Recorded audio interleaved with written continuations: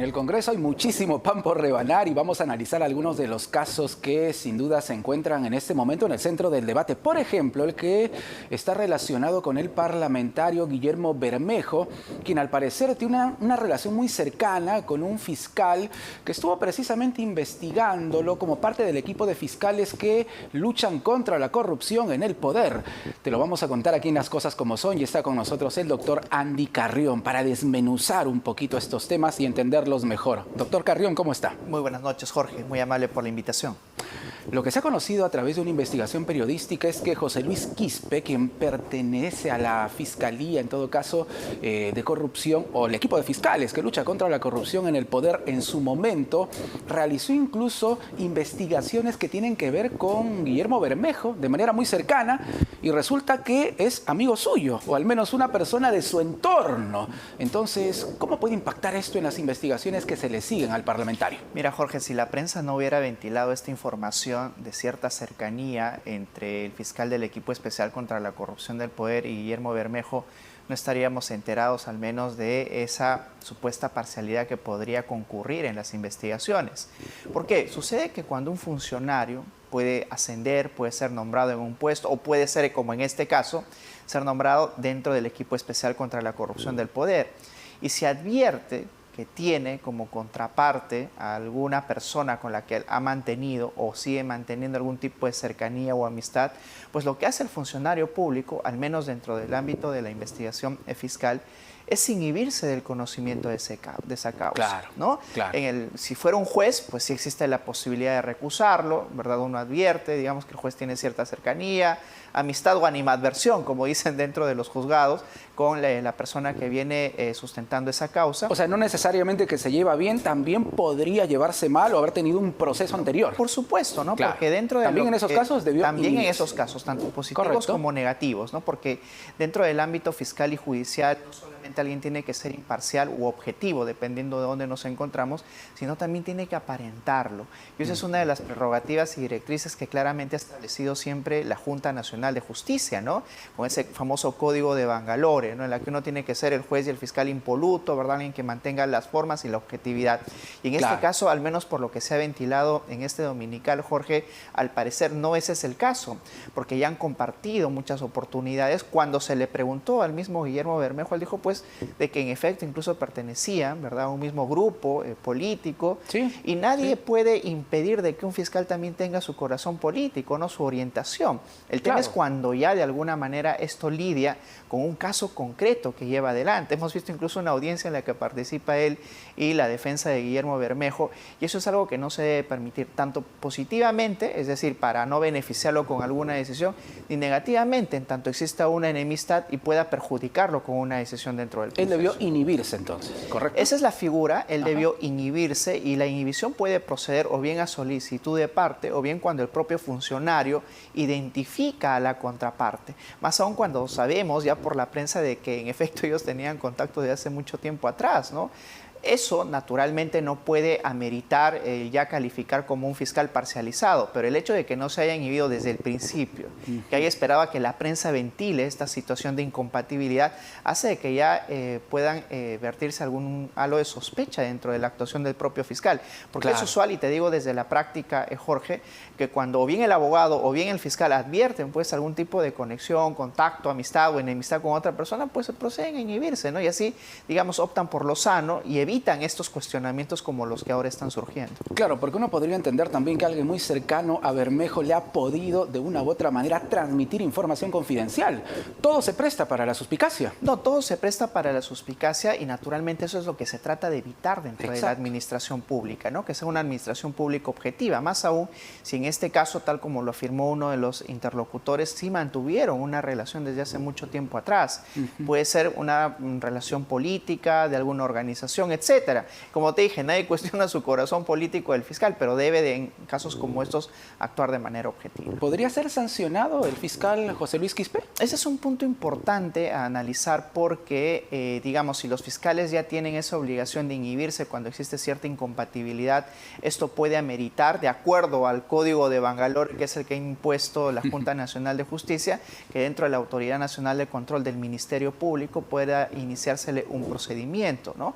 Un procedimiento procedimiento que desde mi perspectiva no implicaría la destitución, pero sí al menos algún tipo de sanción que ya pueda contaminar, digamos, todo el currículum que tenga este fiscal de cara a poder acceder a algún otro puesto dentro de la administración pública. Muy bien, hablemos de otro parlamentario, de Pasión Dávila, nada más ni nada menos. Una investigación periodística señala también que, y esto por versión propia de un ex asesor de Pasión Dávila, él señala que Dávila le pidió dinero de su remuneración para costear, ¿no?, algunas cosas de su traslado, por ejemplo, durante su semana de representación, ¿eh?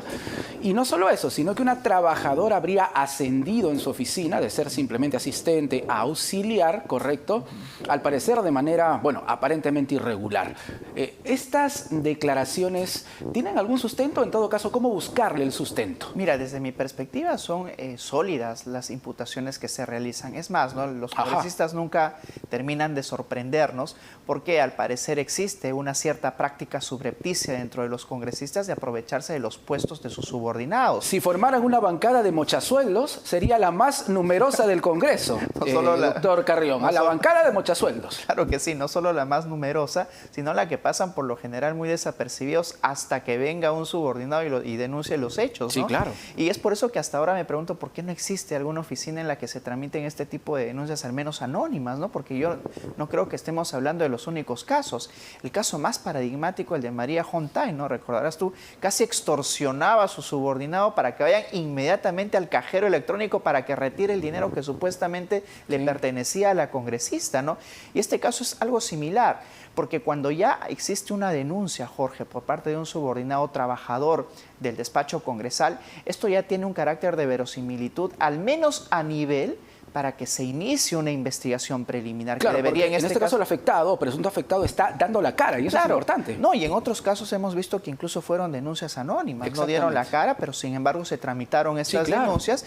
Y lo que tiene que hacer en este caso, pues la Fiscalía es tomar cartas en el asunto, ¿no? Porque no solamente se estaría cometiendo el delito de concusión, que es el de recortar los sueldos a los trabajadores, sino también el delito de favorecimiento a las personas, porque tú hablas del segundo supuesto en el cual se habría favorecido una persona dentro del despacho para que ésta pueda ascender, y veamos si es que digamos, ese paso que ha dado esta trabajadora se da tras el cumplimiento propio de los requisitos, porque si no estaríamos hablando de un nombramiento ilegal. Y sobre eso, para que lo podamos entender, si yo llego al Congreso de la República, ¿puedo contratar a quien se me dé la gana? ¿A mi pata del barrio, a mi brother, a mi primo? ¿Puedo realmente contratar a quien se me dé la gana? En principio esa no debería ser la regla, porque estamos hablando de un órgano técnico, jurídico, político, ¿no? Sin embargo, de un tiempo a esta parte, a lo que han recurrido los congresistas de la República es al famoso puesto de confianza, ¿no? Y este puesto de confianza implica que los requisitos mínimos sean, por ejemplo, haber culminado la secundaria,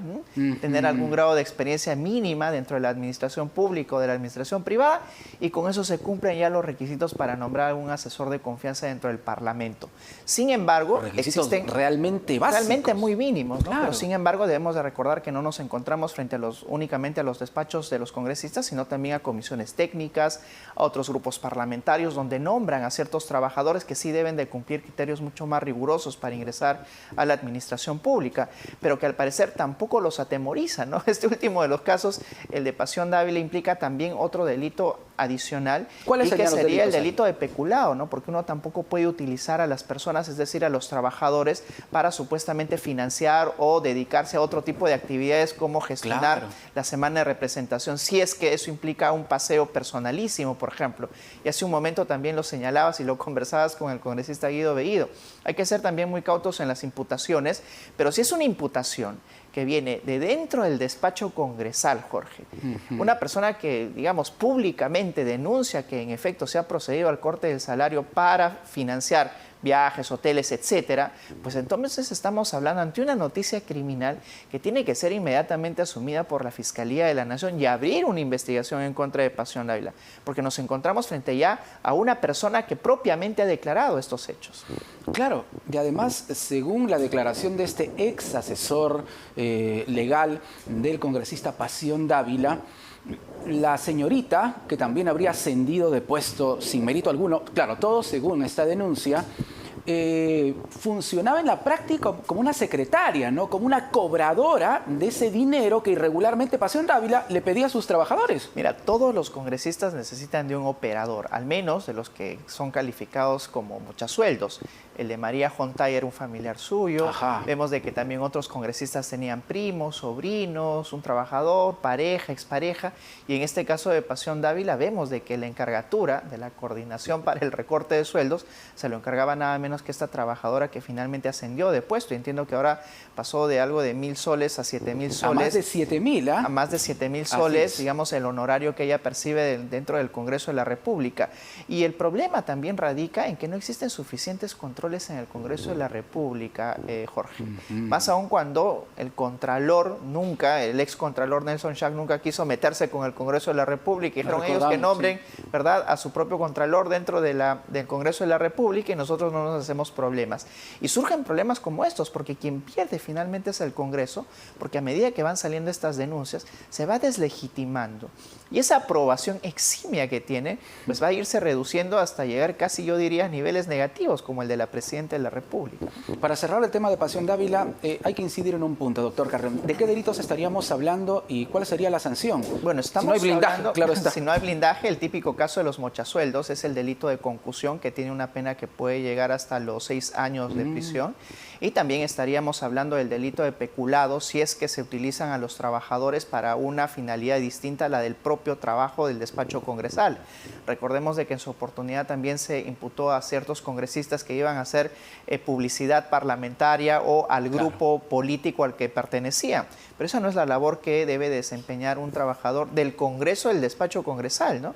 Eso no lo debe hacer. Así es que estaríamos frente a estos dos delitos y este otro delito también puede llegar hasta la sanción de 8 años de prisión. Perfecto. Para finalizar, doctor Carrión, en el caso de Andrés Hurtado, conocido artísticamente Chibolín, ¿qué es lo que sigue? ¿Qué es lo que podemos esperar? Porque el defensor legal, Elio Riera, defensor legal de Andrés Hurtado, ha dicho que va a apelar la prisión preventiva. ¿Hay posibilidades de que Andrés Hurtado pueda seguir este proceso en comparecencia o no? Es un proceso, diría yo, es un trabajo muy cuesta arriba, porque el mismo Andrés Hurtado se ha encargado de elaborar esta decisión que finalmente tomó el juez supremo de imponerle la prisión preventiva. Ahora, ¿qué queda? Ya se tomó la decisión en una primera instancia. Contra Andrés Hurtado se impuso la prisión preventiva por 18 meses. Contra Elizabeth Peralta y Javier Milei la comparecencia restringida. Pero es evidente de que así como Elio Riera va a apelar la decisión que se tomó en contra de su patrocinado, pues la Fiscalía va a hacer lo mismo para apelar la decisión que no le favoreció en el caso de Elizabeth Peralta y también de Javier Milei. En el caso de Andrés Hurtado, yo creo que aquí lo que va a tener que hacer su abogado, entendiendo también la capacidad de la que él tiene, es pues revertir la situación de los arraigos, ¿no? Es decir, cómo demostrar de que sí tiene un arraigo domiciliario, un domicilio conocido, arraigo familiar, digamos, las personas que están bajo su cuidado, así como también los otros arraigos propios que vienen dentro de, digamos, todo el presupuesto que se exige dentro del Código Penal, procesal penal. Pero también en el caso de la fiscal Elizabeth Peralta, yo creo que es un caso que da para más o una mayor discusión en la Corte Suprema, porque en ese caso lo que la Fiscalía sustentó fue el peligro de obstrucción, es decir, que intentó sustraer algunas pruebas de la investigación. Recordemos el tema del celular, ¿verdad?, la maleta lista que tenía ahí para supuestamente más bien hacerse cargo de una detención preliminar, entre otras, que van a tener que discutirse en la Corte Suprema. Y el tercer caso, el de Javier Milei, ahí sí que yo creo que la Fiscalía ha errado en hacer la solicitud de la prisión preventiva, porque incluso el ámbito procesal de Pedro Castillo lo trasladó al de Javier Milei, en un error garrafal de copia y pega que esperemos no se vuelva a repetir, ¿no? Perfecto, gracias, doctora. Muchísimas gracias.